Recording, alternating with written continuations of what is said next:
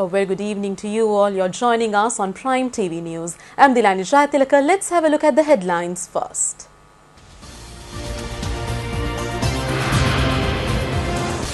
An operation in the Wilpita Forest Reserve. The general public continues to suffer from postal strike. The former Chief of Staff of President and the former Chairman of the State Timber Corporation further remanded. Arrangements are being finalized to mark the Poson Poya Day.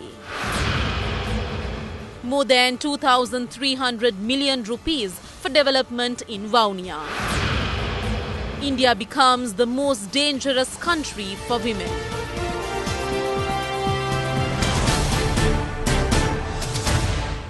Now for news in detail. Police says further investigations have begun into the incident of fire exchange between STF personnel and an organized criminal gang. A member of the organized criminal gang was killed during the exchange of fire. Police spokesman SP Ruan Gunasekara said that an operation is underway to nab the 6 other suspects who were engaged in the conflict with the STF members. The operation is carried out in the Wilpita Forest Reserve in Akuressa. The police spokesman explained that 2 STF teams were dispatched following reception of a tip-off regarding a group of criminals in the Akuressa area. The STF team chased a suspected trishaw during the operation.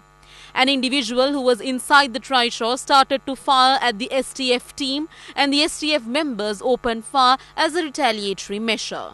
The man who opened fire at the STF team was found with injuries. The injured man had died when he was admitted to the Andapana hospital in Akuressa.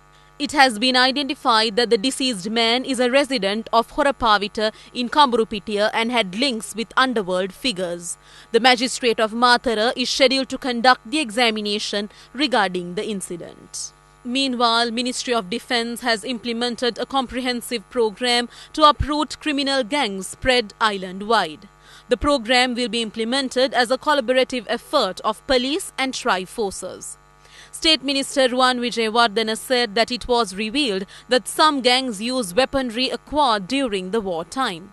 He highlighted that the government has taken a tough step to eliminate underworld activities in the country.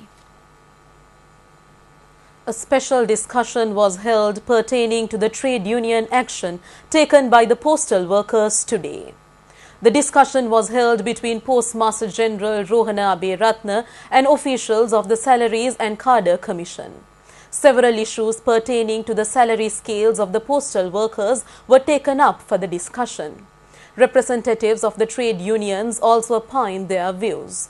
Meanwhile, a large number of elderly people countrywide continues to face difficulties due to the postal strike, as they have to go to divisional secretariats to obtain their monthly allowances given by the government. Kidney patients in the Girandurukotte area were also in a big trouble due to the postal strikes. They too were unable to obtain their allowance given by the government. Former Chief of Staff of President Dr. Kusumdasa Mahanama and former Chairman of the State Timber Corporation P. Disanayaka were remanded till the 10th of next month.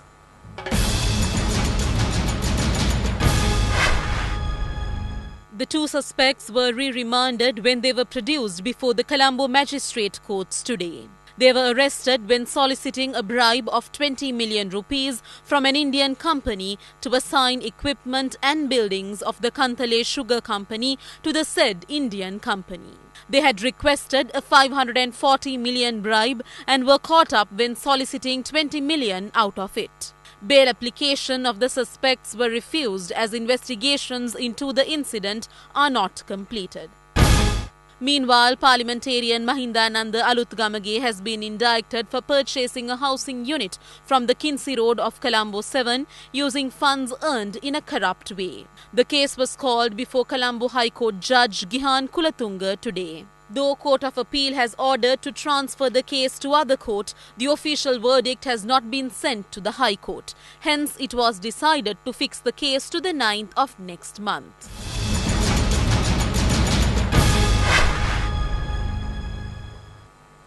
All arrangements are being finalized to celebrate Poson festival. Measures are being taken to accommodate devotees who visit Anuradhapura during the Poson festival.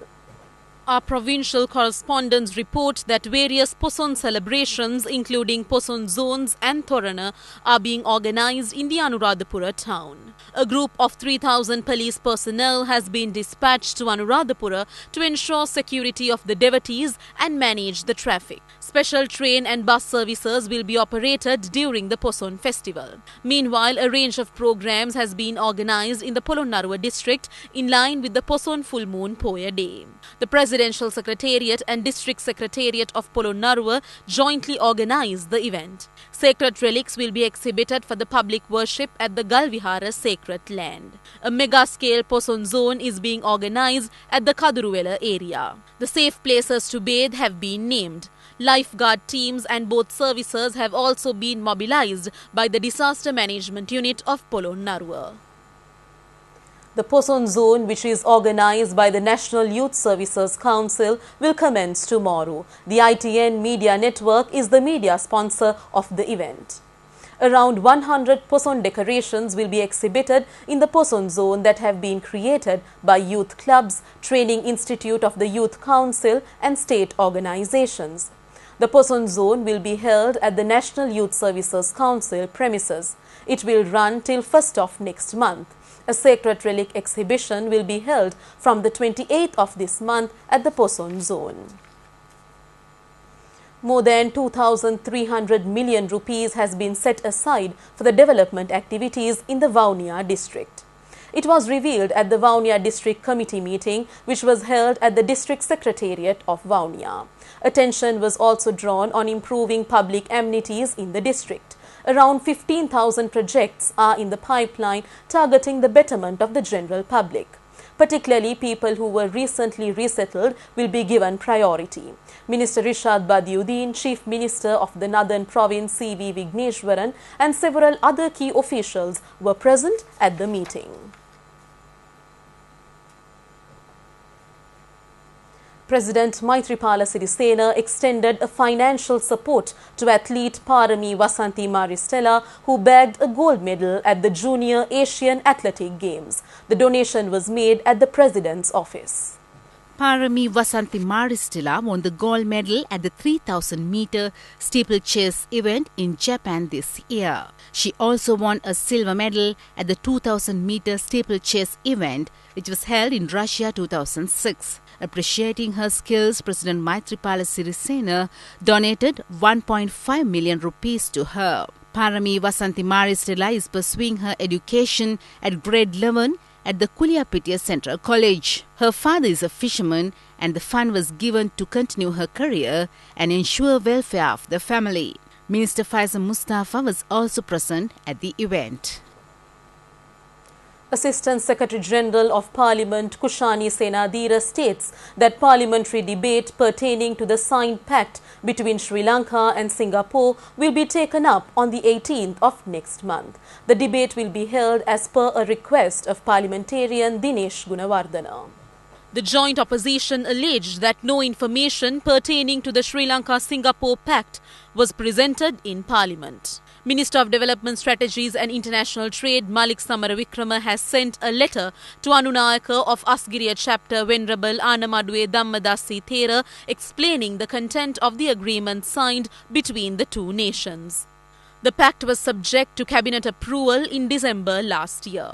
It has also completed due process and no violation of procedures figured out. The minister also stated that consultation was sought from a range of organizations linked with the international trade. Minister Samaravikrama repudiates allegations levelled by some elements that Singaporean manpower organizations will be able to provide jobs in Sri Lanka.